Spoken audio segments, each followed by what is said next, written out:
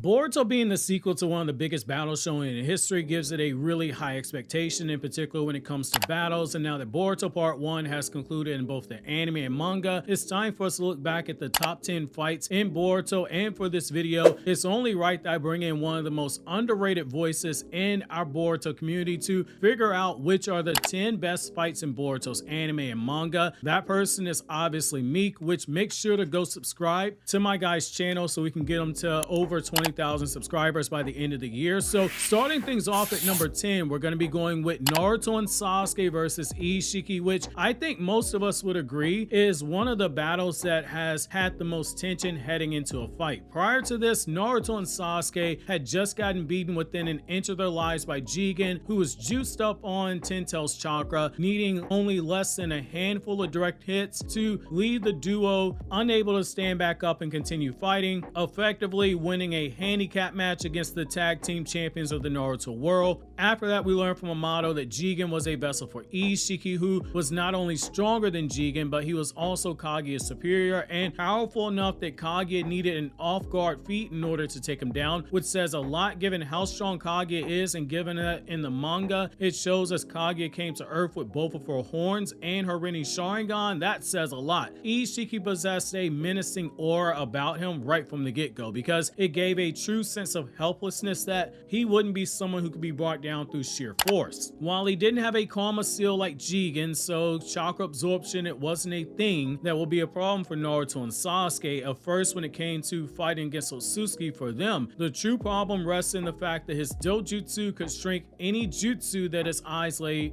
upon during their fight, and he was physically stronger and faster than both Naruto and Sasuke. Even when he was heavily suppressed and playing around with them, he was still light years ahead of them. All it took was Naruto taking one hit from Ishiki and being sent through multiple buildings in Konoha for Naruto to acknowledge Ishiki's power was exactly as Amato described, far greater than Jigen's. However, the fight itself is so much of a one-sided beatdown that the star power of Naruto and Sasuke, as well as the nostalgia hold that they possess over the fandom, and Boruto episode 216 being literally one of the best animated episodes in the Naruto franchise. From an animation perspective only, that's not enough for this fight to go any higher on this list than number 10, because it is just one-sided. It becomes very clear in the manga version that Ishiki could have ended that fight at any moment when he chose to, but in typical shonen villain fashion, the guy's playing around despite being on a timer. In the anime, we get this really disrespectful scene where the guy just drops chakra cubes on top of Naruto after penetrating him with big black rods in a way that should be on a certain adult website next to a Corey Chase video instead of being on Crunchyroll. And Ishiki just turns towards the camera, speaking to the audience, and says,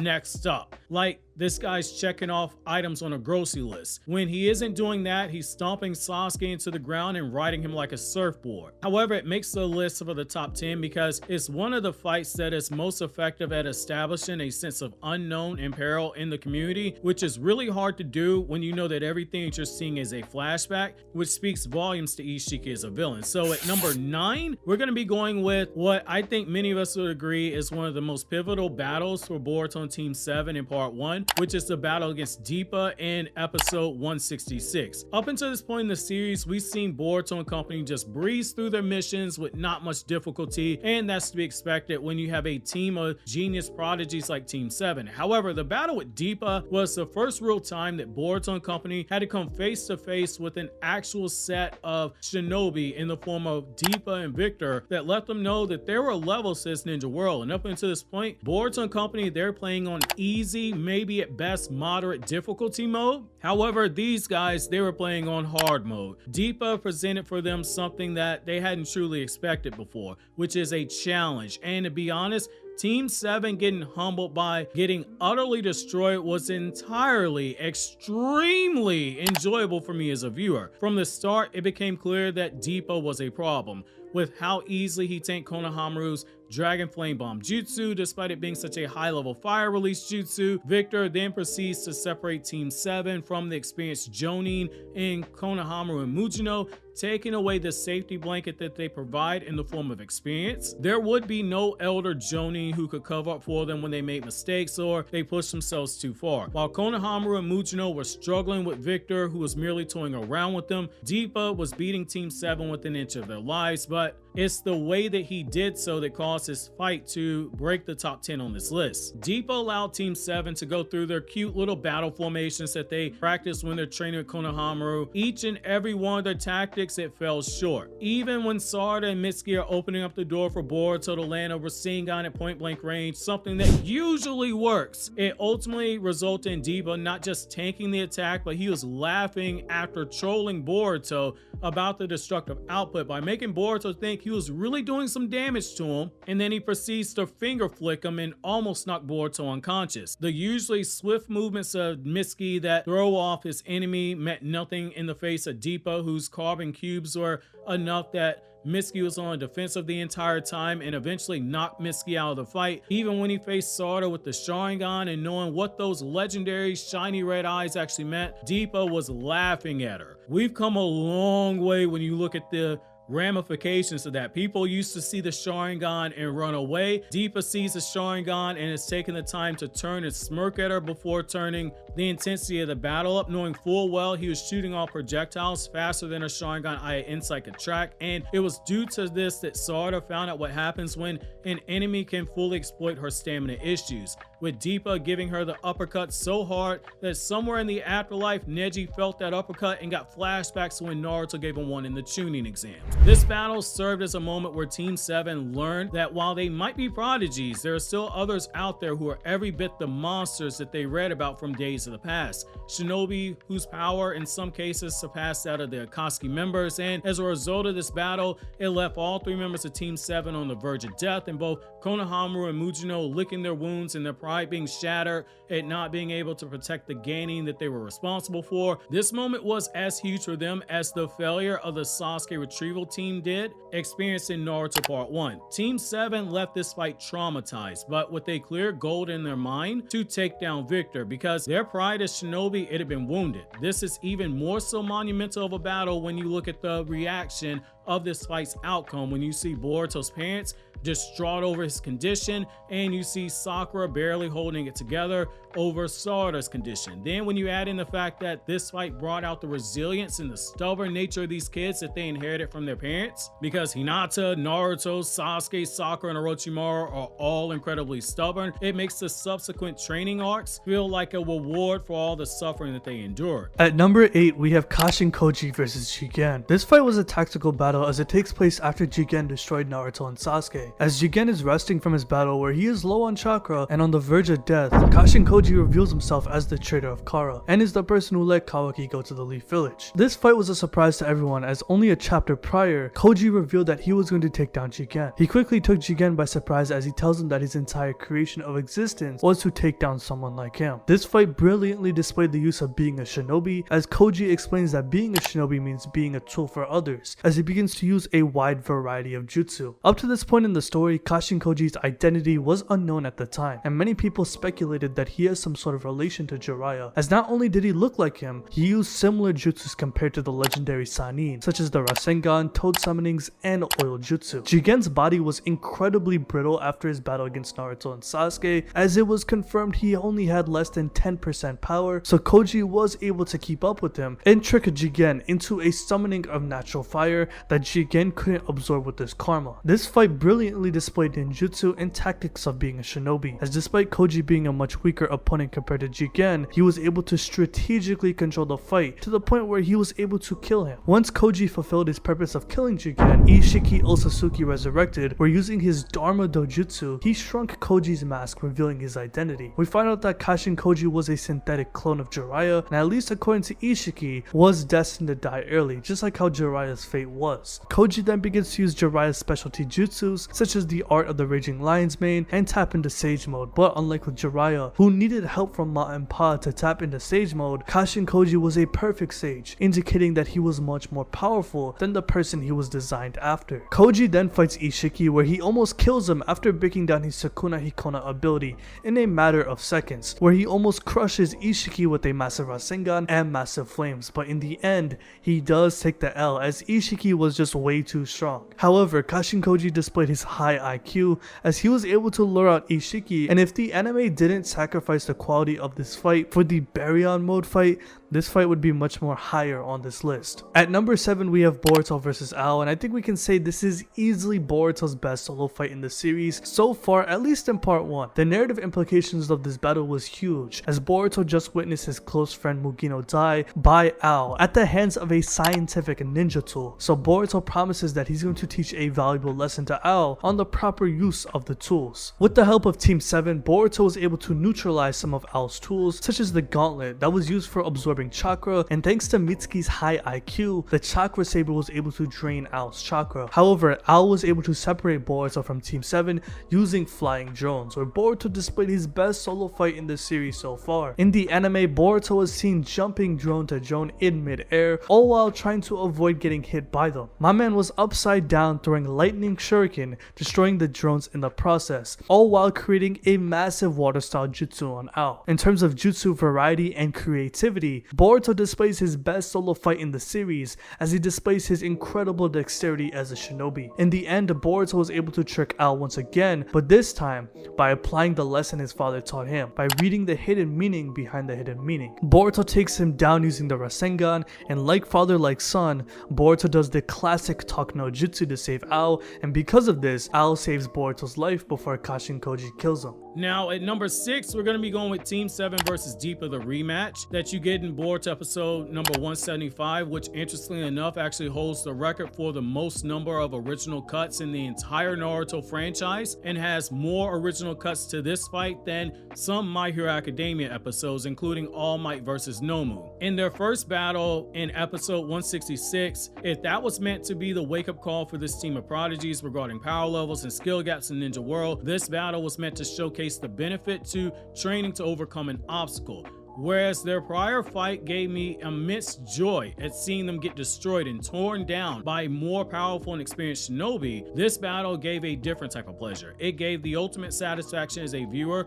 to see Team 7 reflect on their depression at getting humiliated and almost killed. Then to find their weaknesses and begin training to overcome those weaknesses with the express intent of taking down Deepa, and it's a big part of the payoff of the journey that we took to get there. For Boruto, this is what meant Boruto doing the one thing that many fans complained that he didn't do enough of, which is train to create his own jutsu. In order to do so, Boruto went straight to Kakashi and sought out his help. Kakashi proceeded to tear Boruto down by making him go back to the literal basics of his ninjutsu arsenal and start over from scratch, despite Boruto being annoyed. But the whole purpose of this was to find a way to take Boruto's weaknesses and turn them into strengths. First, their training produced the wind style Rasengan that caused Kakashi to look on in awe that Boruto truly did have Minato's genetics. Not my words, that's Kakashi's words. And we saw that Boruto had an outside the box way of thinking like his father Naruto, by realizing that instead of trying to do the impossible, which is overcome the shortfall of not having Naruto's massive chakra reserves and try to find a way to increase his chakra reserves in such a short period of time, which is impossible. Instead of trying to do that, Boruto looked at his weakness and built strength on top of those weaknesses. His wind release Rasengan had the chakra control, but according to Kakashi, it suffered the same problem as his vanishing Rasengan, which is that it didn't have any punch behind it. Boruto was barely able to destroy a pile of stones with his wind release Rasengan, and his vanishing Rasengan, while it did pack a punch, it's only doing damage because the target never sees it coming. It's basically an off-guard damage feat. Boruto's workaround of this was to take his chakra control and focus on pushing the Rasengan to its limits by using extreme chakra control to compress the size of the Rasengan down to the smallest point while pouring more chakra into it, because compressing that much power raises the damage of the attack. We saw Sarada training with both of her parents to increase her chakra control and increase her skill using the Sharingan, in particular the Sharingan Eye Insight, which can predict the flow of attacks and movements, which she hit her wall against Deepa during their first match.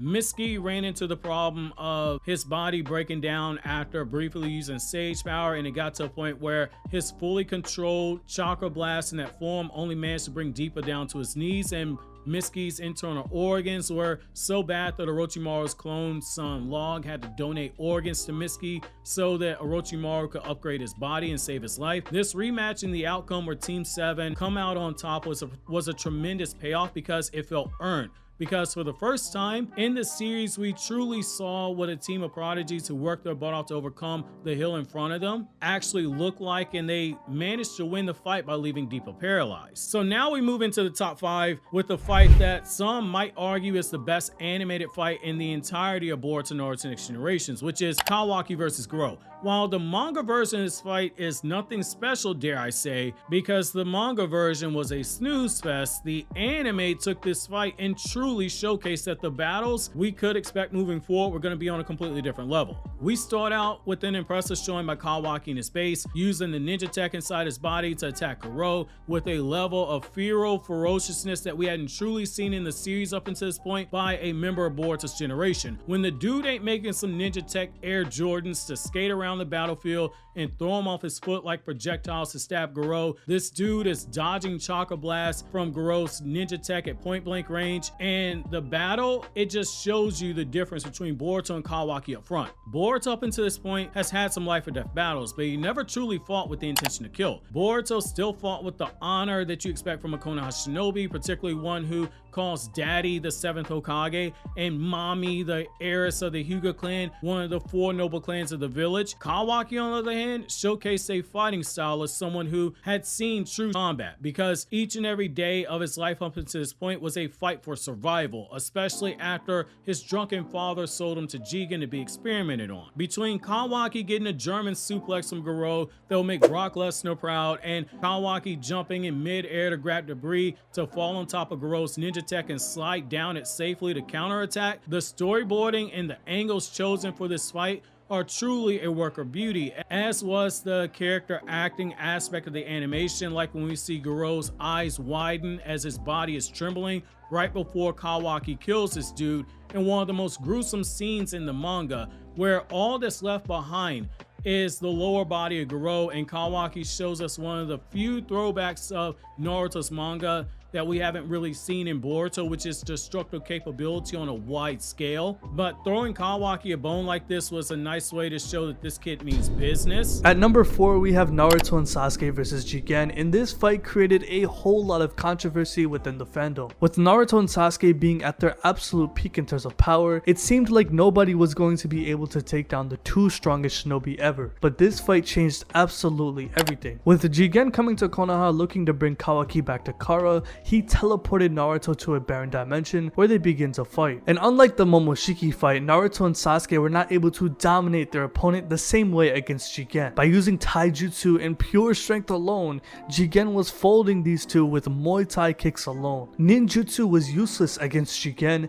as he could just absorb any jutsu coming his way using the karma, and even Naruto's iconic multi-shadow clone jutsu was pointless, as Jigen casually walked through all of them like it was nothing, and even put on his best Madara impression, all while bodying all of the clones. Jigen's ability, called the Sukune Ikona, is incredibly powerful, as he has the ability to shrink non-animate objects and himself. And what makes this fight so interesting is that while Naruto and Sasuke have all of the crazy jutsus in the world, it was this simple jutsu that was giving them so much trouble. Eventually the boys were able to deduce how to counter the shrinking technique and almost managed to kill Jigen, but Jigen merely escapes. This is where he powers up into his Karma 2 state activating his horn, where Naruto and Sasuke realize they have to fight at full power. We then get one of the most iconic shots in the series as the boys power up in their Kurama and Susanoo forms, all while Jigen is looking at them, impressed that this is their full power. The second half of the fight commences as Jigen flies through the sky, dodging Bijou bombs, tail attacks, Susanoo blade strikes, all while dropping more of his rods onto both Naruto and Sasuke. Jigen dodges one of Susanoo's attacks, unimpressed by its speed, all while standing on the blade in the most disrespectful way possible. He questions the Susanoo's defense, which is a legendary Uchiha jutsu that guards against any physical attack,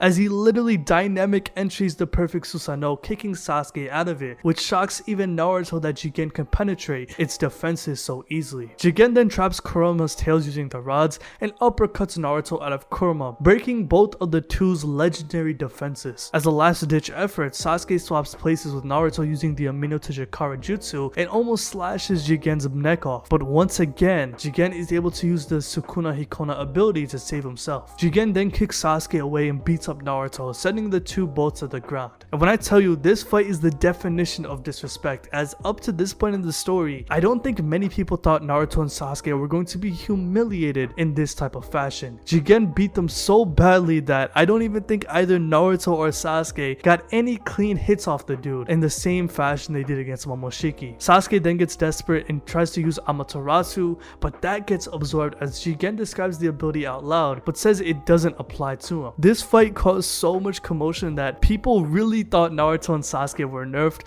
which shows you just how much of a beating this dude gave them. And to put salt into the wound, the anime version of this fight came out on Father's Day, as Jigen truly and utterly sunned Naruto and Sasuke in this battle. At number 3, we have Borushiki versus Kawaki from the Code Arc. When it comes to the new gen, I think we can agree this is easily the most exciting and best fight so far. The amount of chaos and destruction that ensued from both Kawaki and Momoshiki was insane, as this was the pinnacle battle to Boruto Part 1. The implications that led up to this battle was beyond unexpected, as Boruto suffered a heart attack from consuming chakra pills to stop Momoshiki from resurrecting, which forced Momoshiki to come out and try to kill Naruto. But thanks to Naruto's life being in danger, Kawaki's karma is triggered back into place, hence starting this crazy battle. We then get a hint of what the future battles could look like between Otsutsuki's, as Kawaki now has access to not only the karma seal, but Ishiki's power, such as his dojutsu.